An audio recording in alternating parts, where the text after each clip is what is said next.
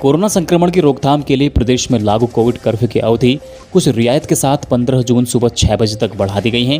परचून, राशन और स्टेशनरी की दुकानें एवं जनरल स्टोर्स पूर्व की तरह 2 दिन ही 9-14 जून को सुबह 8 बजे से 1 बजे तक खोलने का निर्णय लिया गया है। तो खाद्य पैकेजिंग की दुकानें, कपड़ा, रेडीमेड, दर्जी की दुकानें, चश्मे की दुकानें, साइकिल स्टोर्स, औद्योगिक मशीनरी, मोटर पार्ट्स की दुकानें और ड्राई क्लीनर्स की दुकानें 11 जून शुक्रवार को सुबह 8 बजे से दोपहर 1 बजे तक खोलेंगी। वहीं शराब की दुकानें 3 दिन 9, 11 और 14 जून को सुबह 8 बजे से 1 बजे तक खोली जाएंगी। इनके अतिरिक्त पहले से प्रतिबंधित हर गतिविधि पर प्रतिबंध जारी रहेंगे। बार भी अग्रिम आदेश तक बंद रहेंगे। युवती को व्हाट्सएप पर अश्लील मैसेज करने, गाली गलौज व जान से मारने की धमकी देने वाले युवक को थाना जाजरदेवल पुलिस ने गिरफ्तार कर लिया है।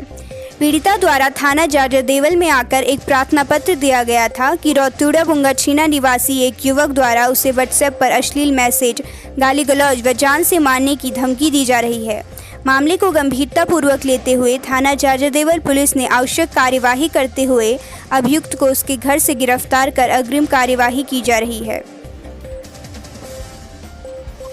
डीडीहाट जौरासी क्षेत्र के अजेड़ा गांव के ग्रामीणों ने आधे अधूरे सड़क निर्माण व मुआवजा नहीं मिलने पर शासन प्रशासन के खिलाफ नाराजगी व्यक्त की है।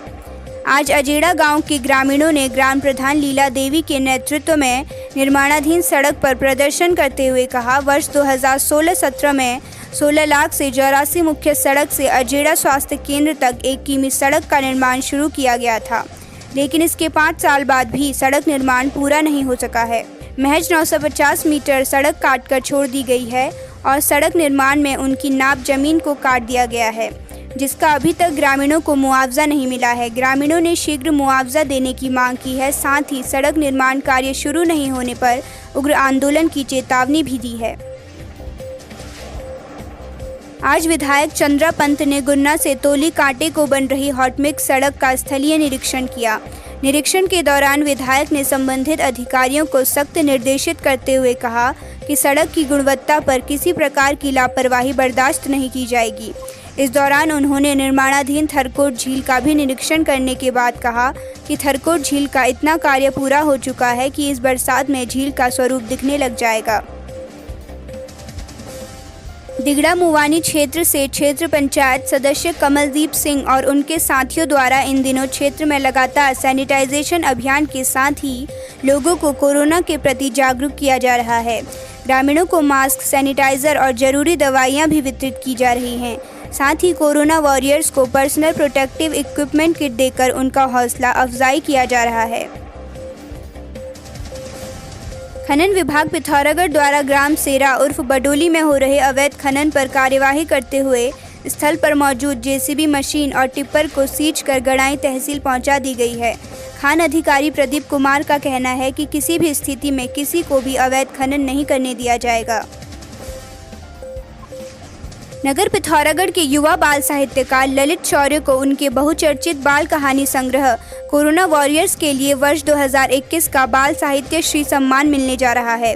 पंडित हरप्रसाद पाठक स्मृति बाल साहित्यकार समिति मथुरा ने इस सम्मान की घोषणा की है। कोरोना संक्रमण प्रभाव में कमी को देखते हुए कुछ महीनों बाद राष्ट्रीय समारोह में यह सम्मान शौर्य को प्रदान किया जाएगा। पूर्व कांग्रेस प्रदेश प्रवक्ता भुवन पांडे ने उत्तराखंड सरकार से शीघ्र व्यापारिक प्रतिष्ठान खोलने की मांग की है। कहा, यहां अधिकतर व्यापारी मध्यम वर्ग के हैं। बाजार बंद होने के कारण उनके सामने रोजी रोटी का संकट पैदा हो गया है। शीघ्र व्यापारिक प्रतिष्ठान नहीं खोले गए तो इन व्यापारियों को भारी आर्थिक संकट से जूझना पड़ेगा। उत्तराखंड सरकार से निवेदन करना चाहता हूं कि अब उत्तराखंड में भी लॉकडाउन में थोड़ी ढील दी जाए, क्योंकि हमारे जो व्यापारी भाई हैं वो बहुत ज़्यादा परेशान हैं। उनके सामने रोजी रोटी का संकट है, क्योंकि अधिकतर व्यापारी भाई हमारे मध्यम वर्गीय परिवार से हैं। उनको आज आर्थिक संकट झेलना पड़ रहा है। मैं सरकार से निवेदन करता हूं कि 1-2 दिन के अंदर सुबह 7 से शाम के 7 बजे तक बाजार को पूर्णतया खोला जाए।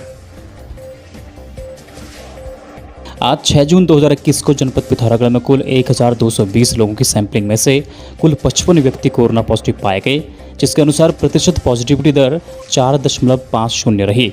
जिले में वर्तमान तक कुल 140 व्यक्तियों की कोरोना से मृत्यु हो चुकी है। जिले में अभी कुल 1125 एक्टिव केस हैं। खबरों में बने रहने के लिए न्यूज़ पीटीएस टीवी को सब्सक्राइब करें और बेल आइकन दबाएं और साथ ही फेसबुक पर न्यूज़ पीटीएस टीवी पेज को लाइक या फॉलो करें।